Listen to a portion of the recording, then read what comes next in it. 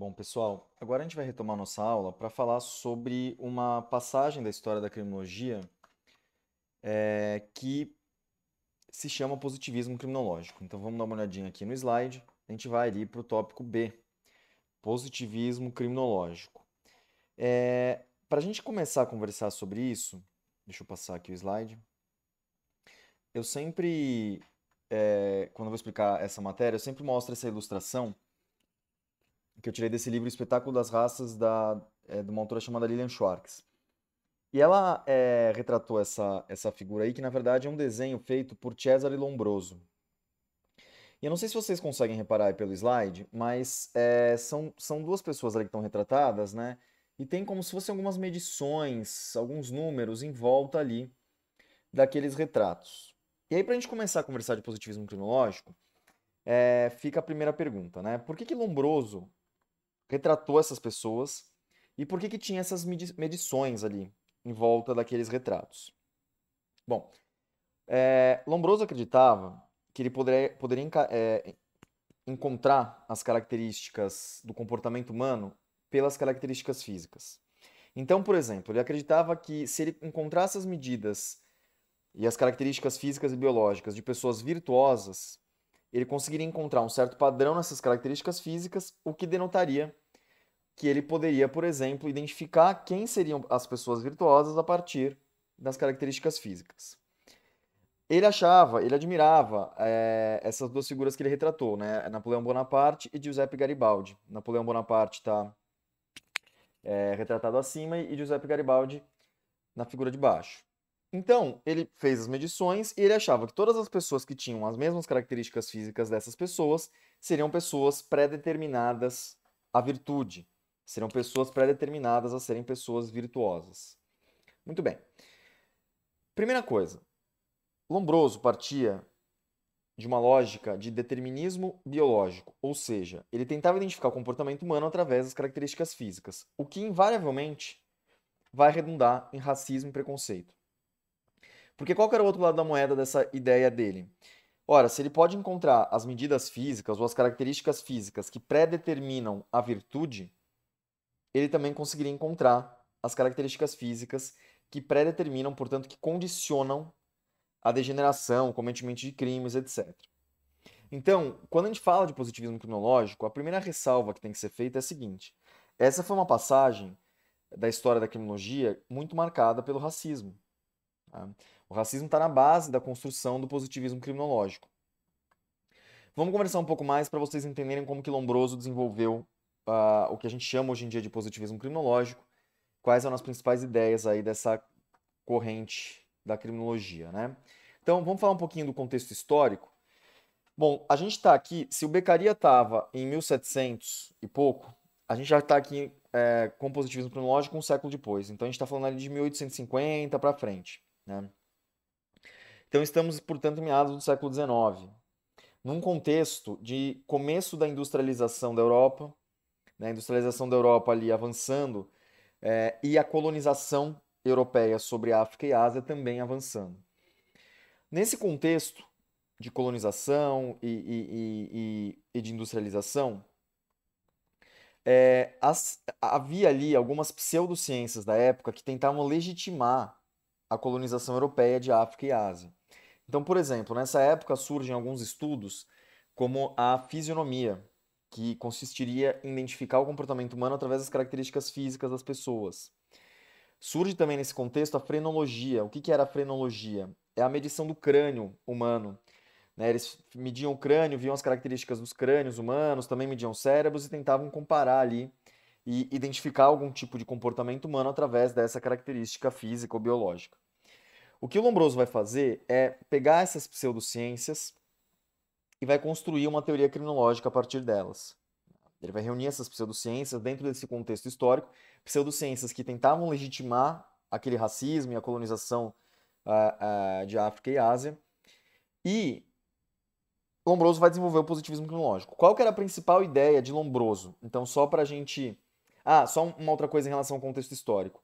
É nesse contexto também que a população do sul da Itália, que tinha características físicas diferentes da população do norte da Itália, muito por conta da história ali no Mediterrâneo, enfim, das guerras que foram travadas no Mediterrâneo. Muito por conta desse contexto, a população do sul da Itália tem características físicas diferentes da população do norte da Itália. E essa população começa a subir para as grandes cidades em busca de emprego, porque essas grandes cidades elas estavam se industrializando naquela época.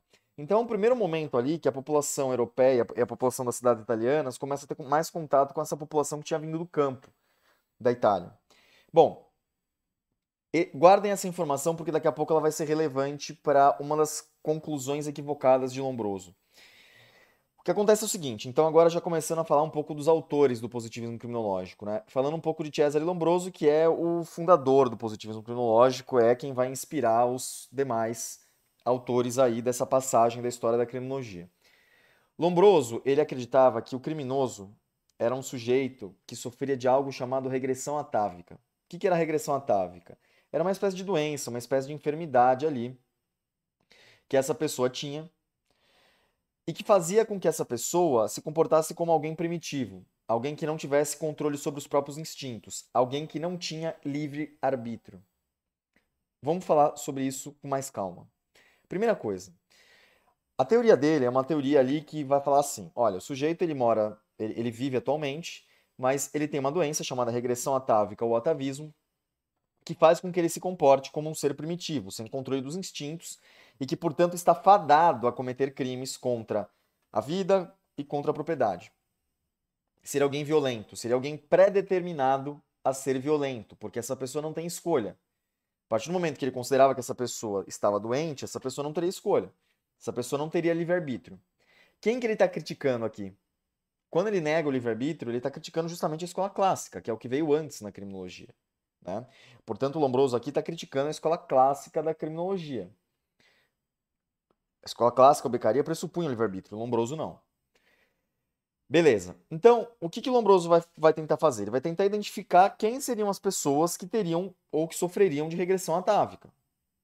E aí, ele começa a fazer autópsias nas penitenciárias italianas da época. Então, os presos que faleciam, ele ia lá e fazia autópsia.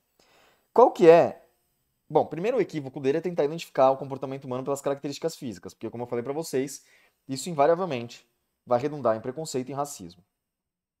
Mas, para além disso, o que o Lombroso começou a fazer? Aqui tem um momento importante na história da criminologia, porque quando ele começa a fazer autópsias, começa a fazer comparações entre características físicas, algum tipo de estatística, etc., ele funda a criminologia etiológica.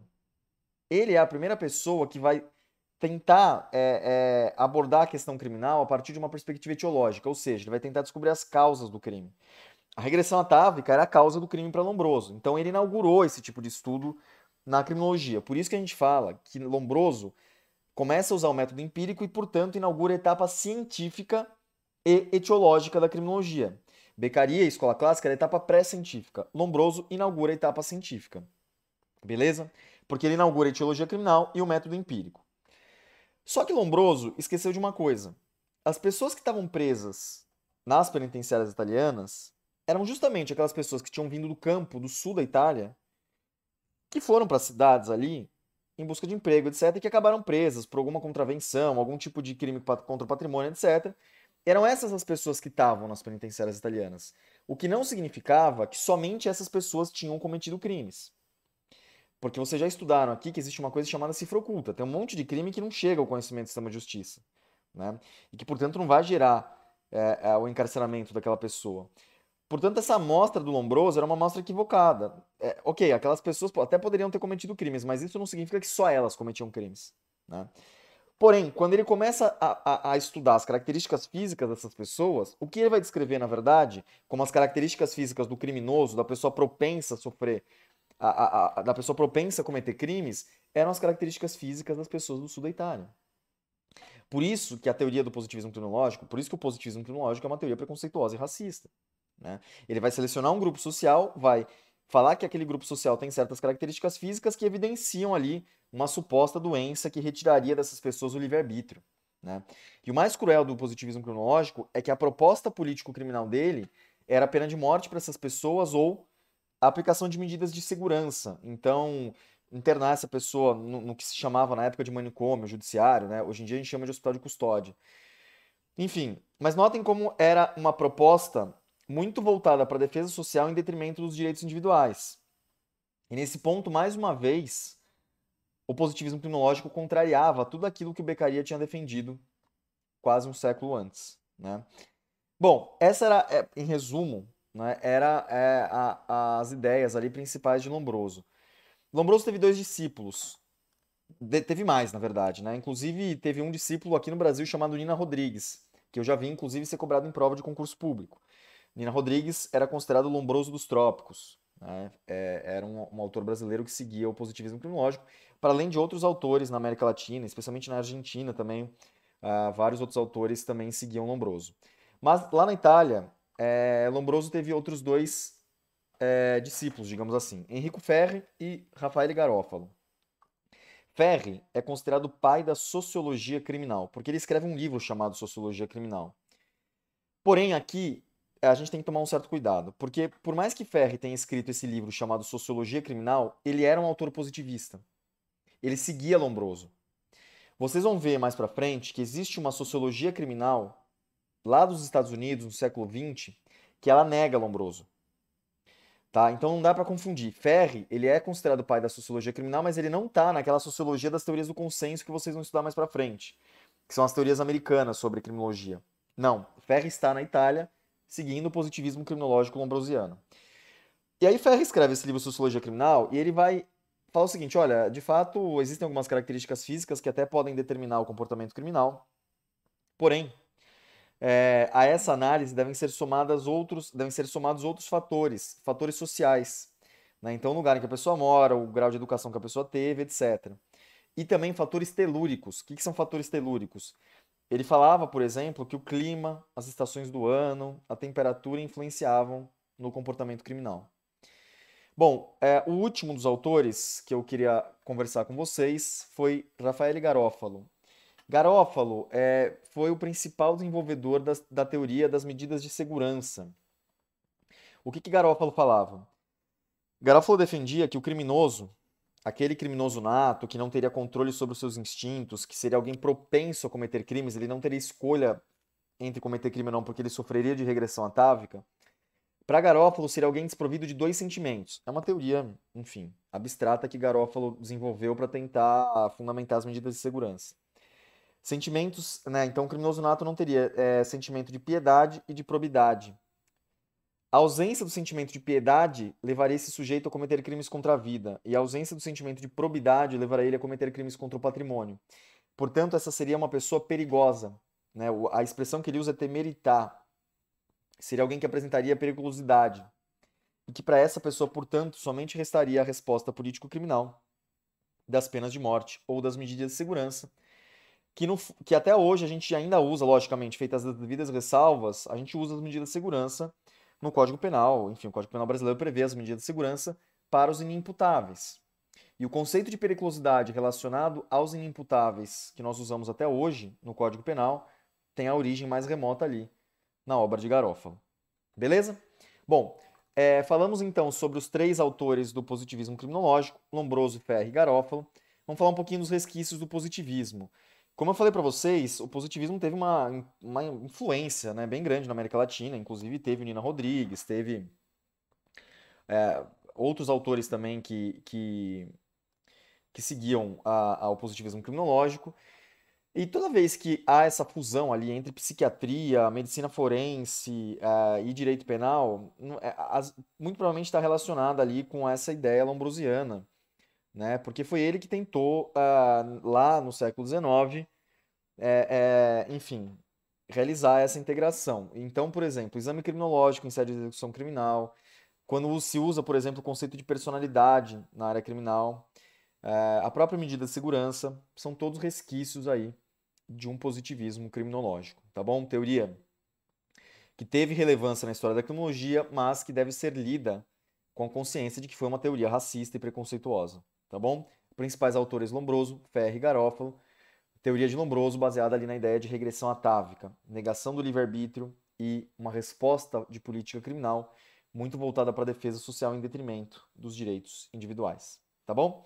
Pessoal, Isso aí, na próxima aula a gente começa a estudar as teorias criminológicas dos Estados Unidos a partir do século XX, as chamadas teorias do consenso. Valeu, até mais.